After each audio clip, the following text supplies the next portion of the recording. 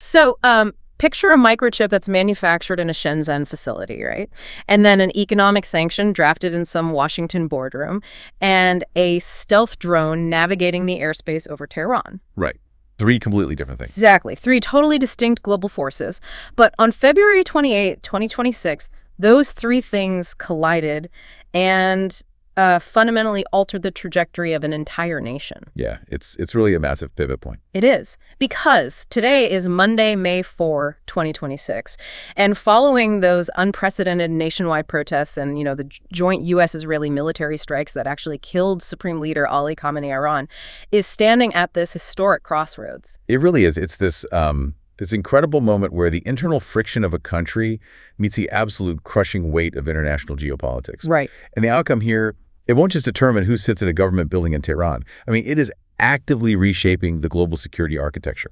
That's exactly the core of our mission for you today. On this deep dive, we're looking at exactly how foreign entities, from Western militaries to Eurasian tech giants and even the global diaspora, how they might actually impact a potential shift toward democracy in Iran post-2026. Yeah, because it's a very crowded space. Very crowded. And we've pulled together this massive stack of sources for this. We've got recent geopolitical risk assessments, Council on Foreign Relations reports, global think tank analyses, and up-to-the-minute current event trackers. Right, the whole spectrum. Yeah, the whole spectrum. And the immediate takeaway from all these documents, for me at least, is that external actors are operating here as either these potent catalysts for change or just massive, almost insurmountable roadblocks. Absolutely, because while, the democratic transition ultimately depends on the citizens on the ground, right? Right, the people actually there. Exactly. Those citizens do not operate in a vacuum. Mm-hmm. And what the analysis reveals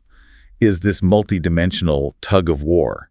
Like, we're watching kinetic military intervention clash against high-tech authoritarian lifelines. Well, I guess civil society tries to exploit the cracks in between. Yeah, exactly. The soft power trying to find a way through. So let's start with the immediate catalyst that's shaking the Iranian state right now, which is just the sheer force of Western intervention. The sources detail this 1-2 punch, starting with the maximum pressure campaign. Right. And we hear that phrase a lot in the news, maximum pressure. But looking at the actual mechanism of it, it operates a lot like starving an engine of oil. That's a good way to put it. Yeah, like it doesn't instantly explode the car, but it forces all the internal components to grind against each other until, the heat destroys the block. Yeah, it's structural damage. Exactly. The U.S. Treasury didn't just casually sanction Iran. They actively engineered a dollar shortage by threatening secondary sanctions on any foreign bank that cleared transactions for the central bank of Iran. And the mechanism there is, it's incredibly effective. By basically cutting Iran out of the SWIFT international messaging system. Which is huge. Oh, it's devastating.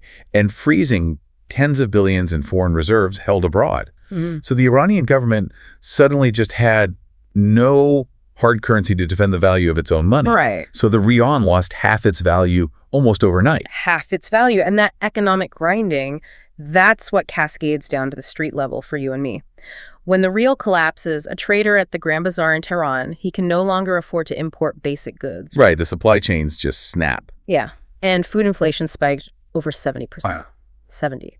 And the explicit goal of that financial strangulation was to trigger the massive societal rupture we saw erupting from December 2025 through February 2026. Exactly. It pushed traditionally loyal demographics like those bazaar merchants completely away from the state. It created the internal instability they were looking for. But then the second blow from the West shifted from, economic to purely kinetic. Operation Epic Fury. Right. On February 28th, 2026, U.S. and Israeli forces launched this massive coordinated strike targeting top-tier leadership and critical military infrastructure. And obviously, this resulted in the assassination of Ali Khamenei. A completely paradigm-shifting event. But here's where I kind of struggle with the logic presented by some of the more hawkish policy papers in our stack, because using military strikes to foster a democratic uprising, that feels, fundamentally contradictory. Yeah, it's a huge gamble. Right. It's like trying to perform delicate surgery with a sledgehammer. Yeah. Dropping bombs on a country usually doesn't make the populace feel particularly democratic. Mm-hmm. If anything, it gives the authoritarian regime the ultimate propaganda gift. It absolutely does. It feeds directly into a psychological defense mechanism, and the Iranian state apparatus is highly adept at exploiting this. The sources point heavily to the shadow of the 1953 coup here. Oh, right. The Mossad coup. Exactly. And we don't need to rehash the entire history of the CIA and MI6 overthrowing Prime Minister Mossad, because what actually matters is how that history is weaponized today. Right, how they use it now. Yeah. State media in Iran, they don't teach 1953 as a historical event. They deploy it as an ongoing psychological operation. So they use it as a filter for current events. Precisely. When bombs are falling in 2026, the hardline factions immediately flood the airwaves, framing the protests not as, a legitimate demand for civil rights, but as a conspiracy. Yes, as a direct continuation of Western imperialism. They literally map the 1953 playbook onto the current moment. Wow. And by doing that, they strip the protesters of their agency. They paint anyone demanding a democratic transition as just an asset of a foreign intelligence agency. So it invalidates the whole movement in the eyes of the state. Exactly. And international relations scholars emphasize this point heavily. When external actors impose violent transitions, it frequently triggers a fierce nationalist backlash. Right. People naturally rally around the flag when they're facing an existential external threat, even if they harbor deep resentments toward the government holding that flag. That makes total sense.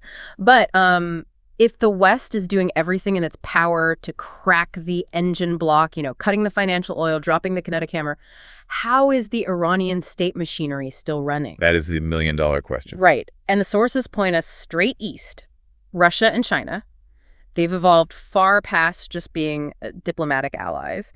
The risk assessments actually classify them now as technological anchors. It is a massive pivot.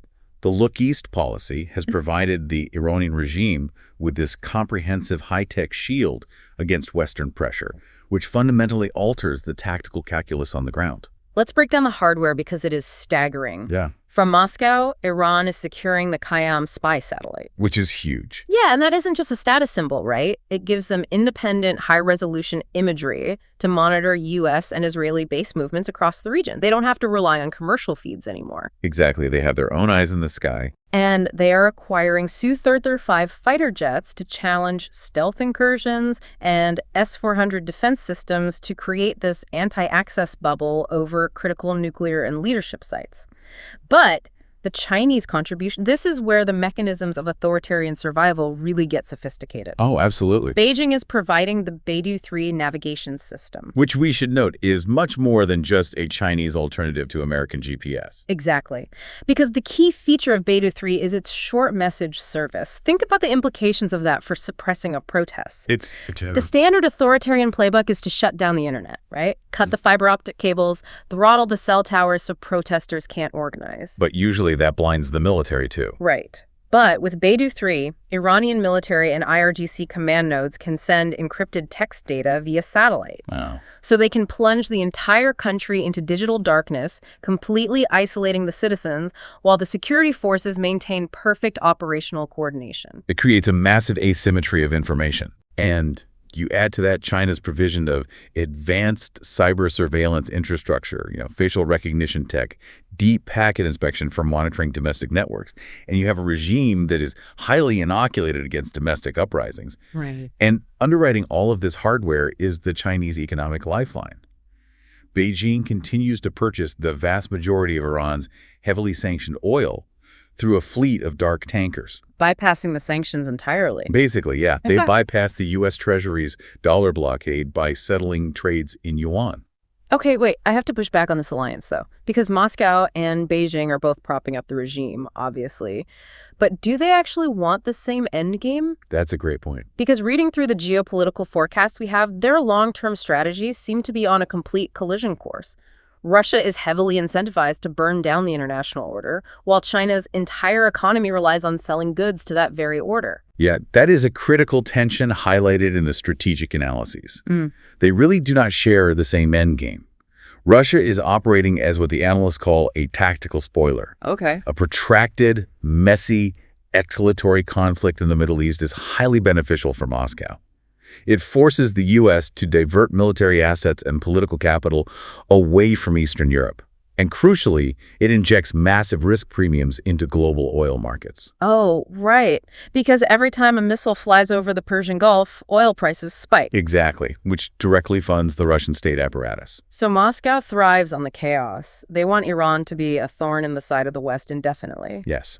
While China, on the other hand, is playing the role of the economic stabilizer. Chaos in the Persian Gulf is a nightmare for Beijing. Because of the shipping lanes. Yeah, their Belt and Road Initiative, not to mention just their baseline energy security, it requires stability and the uninterrupted flow of tankers through the Strait of Hormuz. So China's providing this tech and economic support to basically hedge its bets.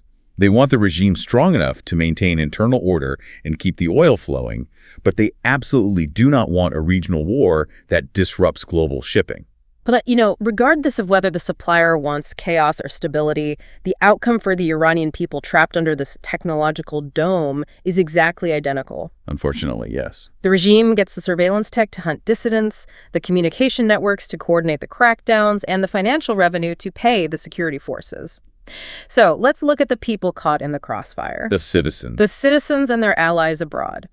Because the protests that began in late 2025, they represent a fundamental structural rupture between the state and the society. And the demographic makeup of these protests is what really makes them unprecedented. This isn't just a single aggrieved demographic anymore. No, the sources highlight this incredible cross-class and cross-generational unity. You have university students coordinating with oil refinery workers, women leading civil disobedience, ethnic minorities in the border regions, and the traditional bazaar merchants all aligned against the state. It's a massive coalition. But the human cost of that unity has been staggering. By early February, the UN and human rights trackers confirmed over 7,000 deaths, with more than 21,000 arrests during the initial surges alone. And that volume of state violence is a direct metric of the regime's internal panic. You do not deploy that level of lethal force unless the core foundation of your authority is actively fracturing. Right, and observing all of this from the outside is this massive, highly influential, but deeply fragmented Iranian diaspora. The think tank reports detail several different factions vying to shape a post-Khamenei future. And they have very different visions. Very different. You have figures like Reza Pahlavi, the exiled crown prince. His platform advocates for a peaceful, managed transition where he basically serves as a temporary unifying figurehead solely to facilitate a national referendum on a new constitution. Right. But then on the other side, you have the National Council of Resistance of Iran, the NCRI, led by Maryam Aravi. They operate with a 10-point plan for a secular democratic republic, and they went so far as to announce a provisional government in early 2026 to prepare for immediate elections. Yeah, and analyzing the strategic landscape here, the challenge isn't a lack of democratic vision, right? It's the logistical nightmare of competing legitimacy. How do you mean? Well, from an objective standpoint, the fragmentation within the diaspora creates a massive hurdle for foreign capitals trying to support a transition. If Western democracies want to recognize a shadow government or, funnel resources to the opposition, they need a unified address. Without it, international efforts just become diluted. But regardless of their political differences, these groups are all leaning heavily on international soft tools to exert pressure on the regime. And one of the most fascinating mechanisms detailed in the legal briefs we looked at is universal jurisdiction. Oh, this is fascinating. Yeah, how does this actually work in practice? Like, how does a Swedish judge have the legal authority to lock up an Iranian official for crimes committed in Tehran?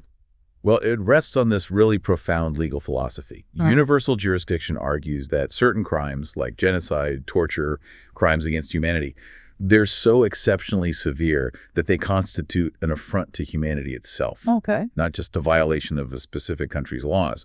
Therefore, any domestic court in the world can claim jurisdiction to prosecute the perpetrators, regardless of where the crime occurred or the nationality of the accused. Wow, so the borders essentially disappear for these specific crimes. They do. And we saw this activated when Sweden convicted former Iranian prison official Hamid Nouri. He literally stepped off a plane in Stockholm, the principle of universal jurisdiction was invoked, and he was arrested for his role in mass executions from decades prior. That's incredible. Yeah. And when you combine that legal threat with the UN's fact-finding mission, which is currently, meticulously cataloging the chain of command for the 2025-2026 protest crackdowns. Gathering all the evidence. Exactly. You create a powerful deterrent. because every mid-level IRGC commander now has to calculate whether following an order to fire on civilians means they can never travel outside of Iran again without risking arrest. But, deterrence takes years to play out in courtrooms. Think about what it means for you listening to this to actually be inside the country right now. Yeah, the immediate reality. Right. You are trying to organize a neighborhood strike while dodging facial recognition cameras, and suddenly the regime flips the switch. The internet goes dark. You have no idea if the military is moving down your street or if the protest 2 blocks over was successful. It's terrifying isolation. Which is why the tech policy papers in our stack emphasize that the absolute most critical intervention foreign entities can make is keeping the citizens connected. Because you cannot build a democratic movement if the architects are deaf and blind to one another. Exactly. And the mechanisms being proposed are incredible. They aren't just smuggling in satellite dishes anymore like in the old days. They are looking at direct-to-cell satellite technology. Yeah, Starlink and similar systems. Yeah. This involves low Earth orbit satellites equipped with massive phased array antennas that act like cell towers in space. They transmit standard LTE signals directly to unmodified, everyday smartphones on the ground. Which is a game changer because it completely bypasses the regime's entire terrestrial infrastructure. They can't cut a wire to stop it? No, they can't. If the citizens can text, send videos, and coordinate using satellite networks that the IRGC cannot physically cut, it neutralizes the regime's most potent weapon, which is isolation. Right. If Beidou 3 is the authoritarian lifeline, direct-to-cell is the democratic equivalent. So when we synthesize all of this, the domestic uprisings trying to stay connected, the Western airstrikes destabilizing the leadership, and the Eastern tech dome trying to contain the fallout, where does this actually lead? Yeah. The big question. The geopolitical forecasts map out a few scenarios for Iran's governance post-2026. And the highest probability scenario they outline is something called the IRGC Republic. And they heavily compare it to the Pakistan model. Yes. And in this outcome, the Islamic Revolutionary Guard Corps basically uses the chaos of the wartime emergency to enact a soft internal coup. So they keep the civilian government in the front window to look legitimate, but the military is running the cash register out back. That is the exact mechanism. The IRGC already controls vast swaths of the Iranian economy through holding companies and construction conglomerates like Khatam al-Anbiya. Right. In the Pakistan model scenario, they sideline the traditional clerics and formalize their control over the state's strategic direction. They might allow a parliament to debate minor domestic issues, and they might even install a figurehead civilian president. But they pull the strings. Exactly. The military security apparatus defines the red lines, they control the nuclear portfolio, and they dictate foreign policy. It is a devastating irony, honestly. The military strikes, launched by Western powers with the explicit goal of weakening an ideological regime, they might serve as the exact catalyst that transfers absolute power to a hardened, pragmatic military dictatorship. Yeah, because coercive institutions naturally thrive in the ecosystem of war. When a state is under bombardment, the military receives the emergency funding, the expanded legal authority, and the mandate to ensure national survival. And they don't give that back. Rarely. History shows us that once a military apparatus absorbs that level of structural power, they almost never willingly return it to civilian control when the dust settles. But the assessments do map out a low probability scenario, a managed democratic transition. They refer to it as a potential Gorbachev moment. But how does that practically happen when the military holds all the cards? Well, it requires a profound calculation shift among the pragmatic elites within the regime.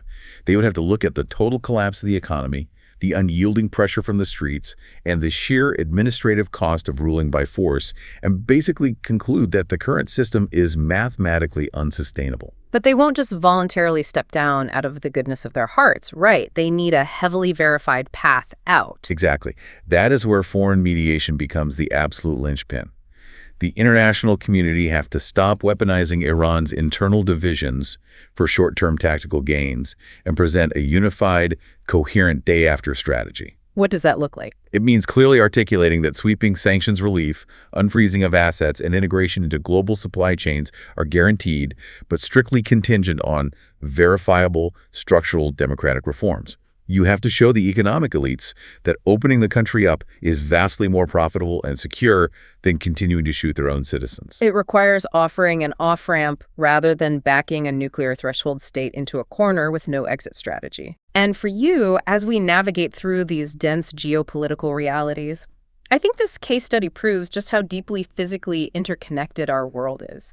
We tend to view foreign policy in these abstract silos. Oh, completely. But what we've unpacked today is how the mechanism of a U.S. Treasury policy directly empties a vendor's cart in Tehran, how a Chinese satellite text message enables a security crackdown, and how a legal theory argued in a Swedish courtroom might make an IRGC commander hesitate before pulling a trigger.